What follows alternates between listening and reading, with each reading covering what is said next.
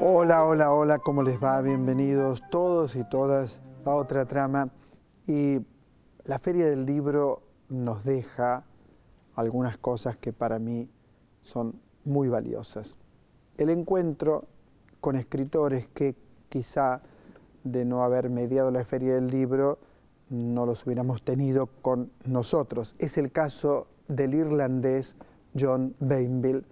Y les quiero contar algo de John Banville.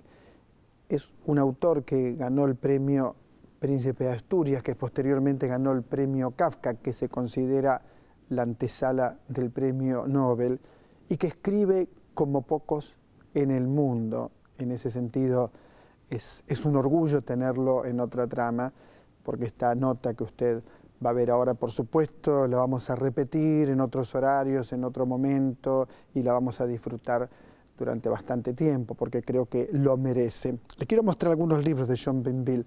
Antigua, por ejemplo, es una historia de amor entre un actor y una mujer mayor que él, y él va recordando esa historia. El mismo personaje, el mismo actor, aparece en esta novela para mí maravillosa, una de las más maravillosas, que es Eclipse. En Eclipse nuevamente aparece el tema del actor, el tema del amor y en este caso, en el caso de Eclipse, el tema de la crisis, porque es un actor que está en crisis. Crisis con su propia vida, crisis con su vocación, crisis con su pareja. John Banville. Pero John Banville también es Benjamin Black. Ahora le voy a explicar esto, le muestro un libro de Benjamin Black. Aquí está. Le podría mostrar otros de Benjamin Black que tienen que ver con, por ejemplo, el detective Philip Marlowe. El detective Philip Marlowe pertenece a la saga de Raymond Chandler, pero ¿qué hace Benjamin Black? Que John Banville retoma este detective en La rubia de ojos negros, un thriller estupendo con una hondura existencial que no siempre irrumpe, no siempre está presente en la novela policial. Benjamin Black es el seudónimo que utiliza John Banville para escribir novela negra. Y le cuento algo, tiene dos escritorios. En un escritorio es John Banville y en otro escritorio es Benjamin Black. ¿Y cuándo escribe novelas Benjamin Black? En el verano, porque a John Banville no le gusta el verano, lo detesta.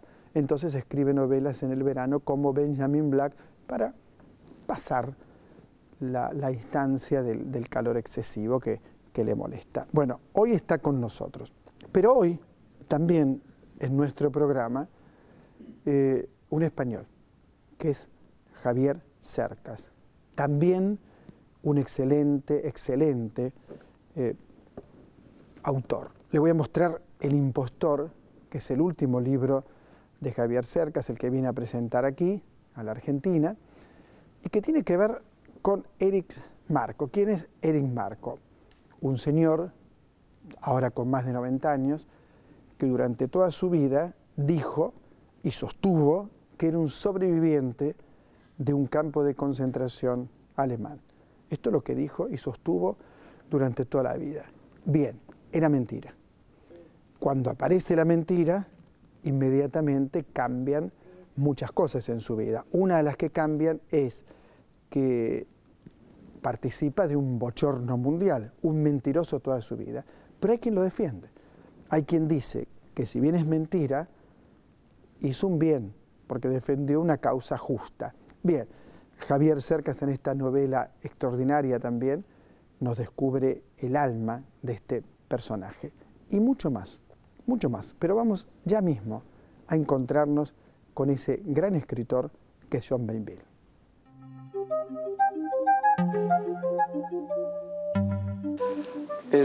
El placer de conversar con usted en Buenos Aires. I'm very pleased to be here in this beautiful city.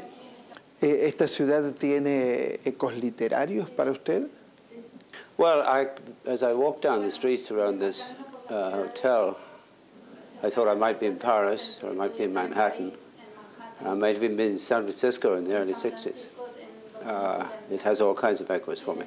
And of course, I went into a bar the other day up by the cemetery, and sitting at the table with these strange statues of Borges and Bioy Casares.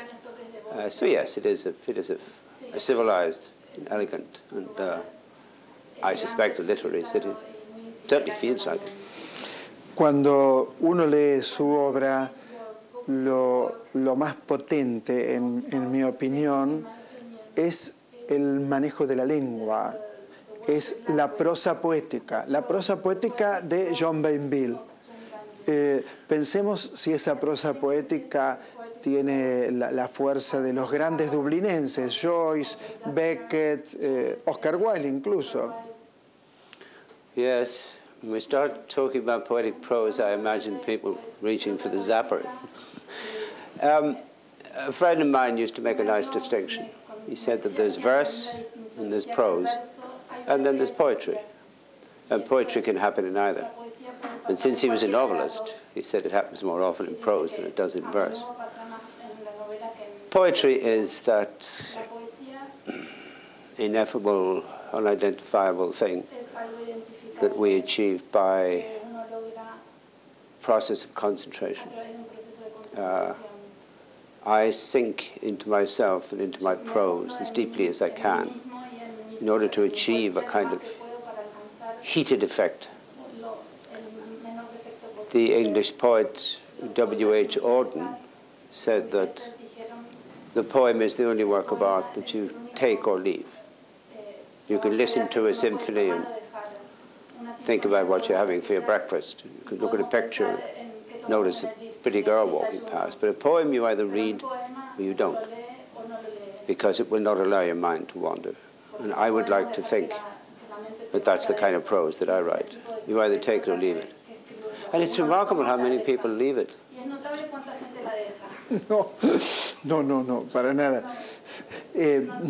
Usted es un gran lector de Yeats, de ese gran poeta irlandés. Oh yes, Yeats is a great example for us.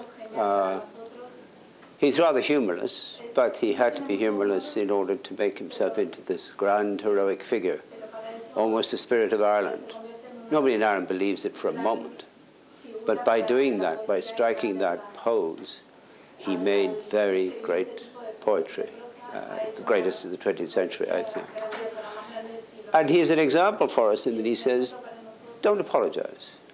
Don't, be proud of being an artist. Keep telling everybody that you're an artist. Make no excuses. And that's a good example, because we in Ireland are so self-depreciating. We are so prone to criticize ourselves. And yet said, no, hold your head up, be proud, which is good. Pensaba en Samuel Beckett, y usted ha dicho que Samuel Beckett tiene humor, tiene muy buen humor. Es una pregunta, ¿esperando a Godot tiene humor, o Actos sin palabras 1 y 2, o la última cinta magnetofónica? ¿Usted cree realmente que Beckett o Joyce tienen humor? They are great comedians. Joyce described himself as a great joker at the expense of the world. Beckett, I find, wonderfully funny. You know, Variety magazine, which was the show business magazine in America, when Waiting for Godot was transferring to America, they had a famous headline, the laugh sensation of 2 continents. And everybody says, oh, how disrespectful. But actually, Waiting for Godot was the laugh sensation of 2 continents. It's wonderfully, wonderfully funny in its bleak way. And Beckett is always funny, except towards the end, when the kind of writing he was doing couldn't accommodate humor anymore, which I think is very sad. En Eclipse y en Antigua hay un actor. El actor ocupa ocupa un lugar en su obra literaria. De alguna manera el ritual del teatro ocupa un lugar en su obra literaria. ¿Qué piensa? Well, I like actors. They're very interesting people. Since we're all actors at a certain level, pretending to be ourselves, playing the part of ourselves, actors have to do it at two removes. They're actors pretending to be people who are pretending to be people, which gives them a great crisis of identity, which makes them infinitely interesting. I do think we're all actors. I think that the person who got out of bed this morning and the person who's talking to you now are two different people. Before I came in, I adjusted my mask, as we all do, at every moment of the day. We imagine ourselves to be singular beings, but we're not. We're an infinitude of beings. We remake ourselves at every moment of our lives. And a wonderful thing it is.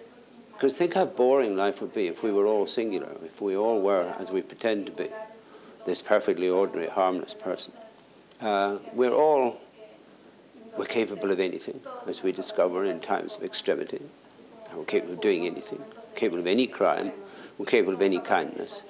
We are very, very strange creatures, although we pretend not to be. Cuando leí La rubia de ojos negros, me parecía que estaba otra vez entre nosotros Philip Marlowe.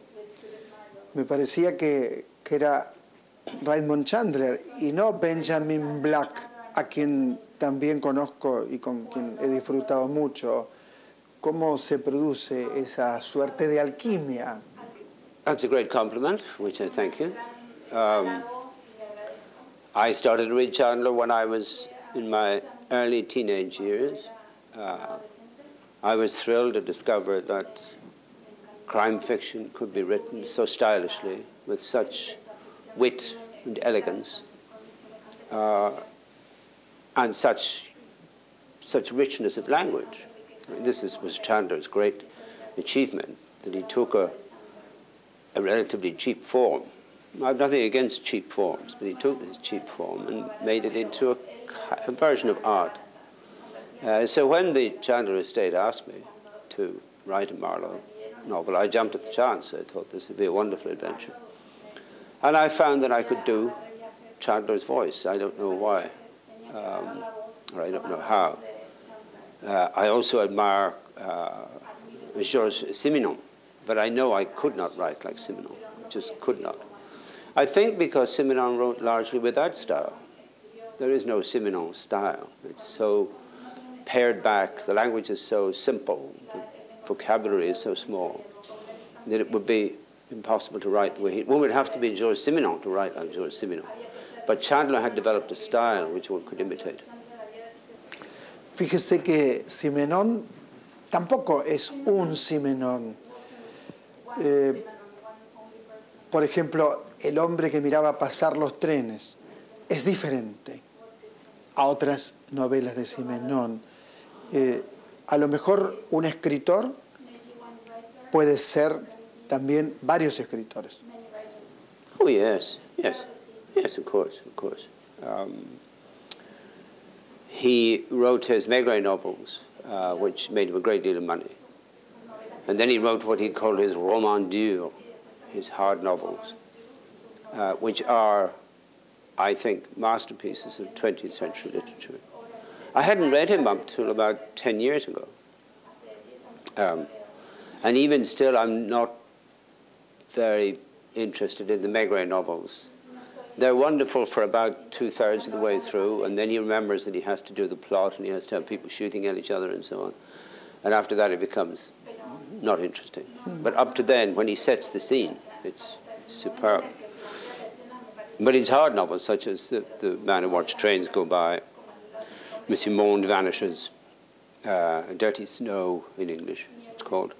These are superb. There are about a dozen, maybe more, which are masterly, absolutely masterly works of literature. And he should have been given he should have been recognized as a master. But he wasn't because of the snobbery of the Paris of his time.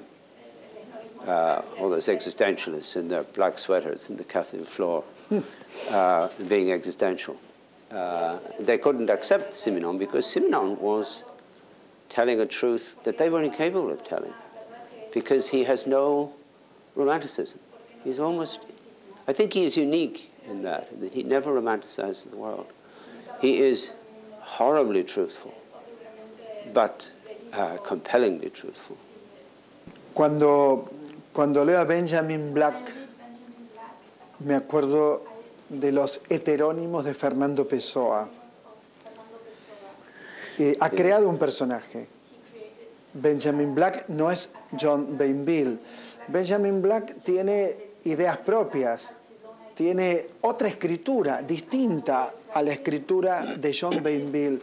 Eso debe ser muy difícil, solo se lo vi hacer a Pessoa.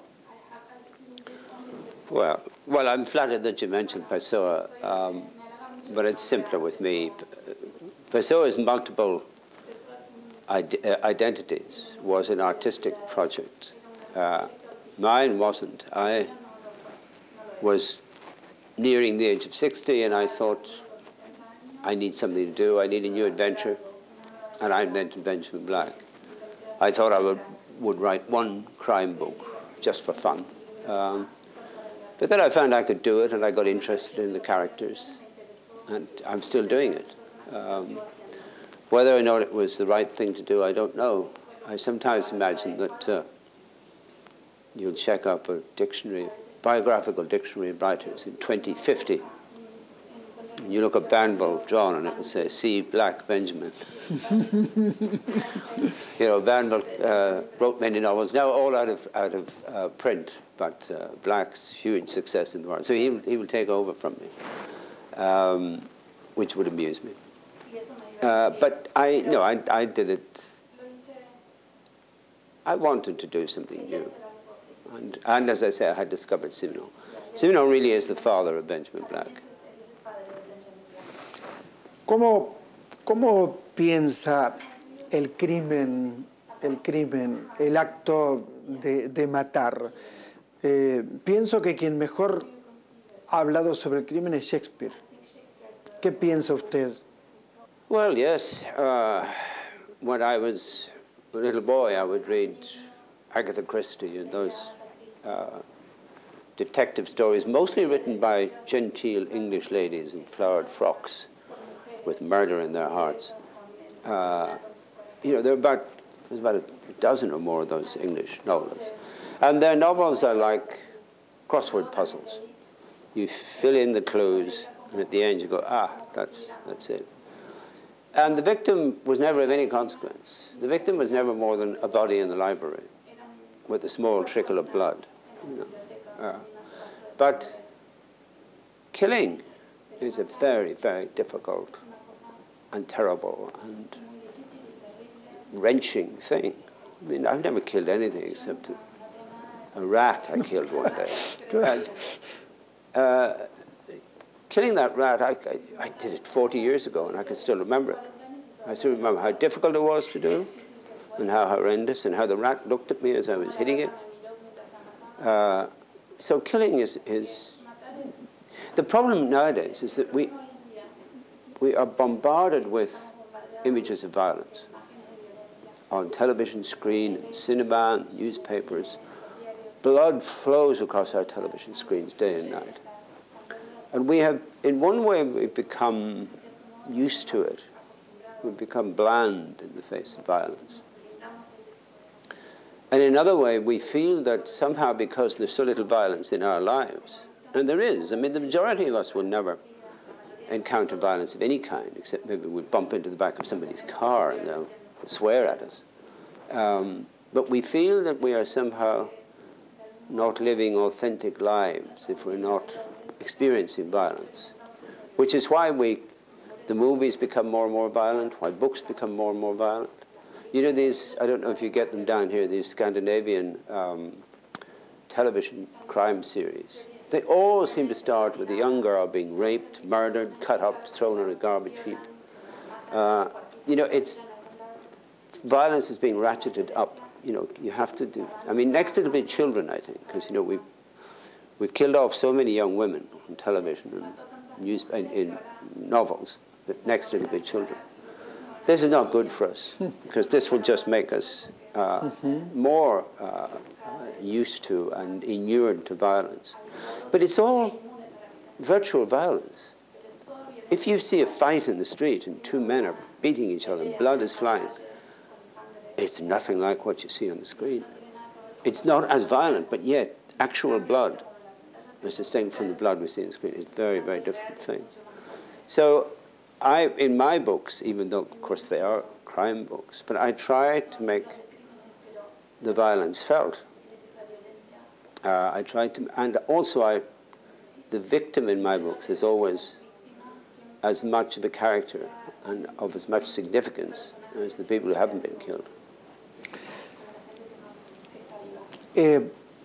Cuando leo cualquiera de sus libros, hay una hondura psicológica, un conocimiento del ser humano, que uno podría imaginar que usted ha sido un gran lector de Freud, por ejemplo, un gran lector de los trágicos griegos, un gran lector de Shakespeare. ¿Cuáles han sido los autores que han cimentado la densidad de sus textos? Well, I think Freud is a great writer of fiction. May not be much of a scientist, but his fictions are wonderful. When you read his case histories, they're very like Arthur Conan Doyle. They're like Sherlock Holmes. I don't know. I'm very ill-educated, so I've read bits and pieces of all sorts of things, which I think is probably the best thing for a novelist to do. But of course, I've read the Greeks, and of course, I've read Shakespeare. But as far as the novel form goes, I think my greatest influence is Henry James. Because Henry James is a very interesting figure. He and Flaubert were the masters and the inventors of the version of modernism that I like.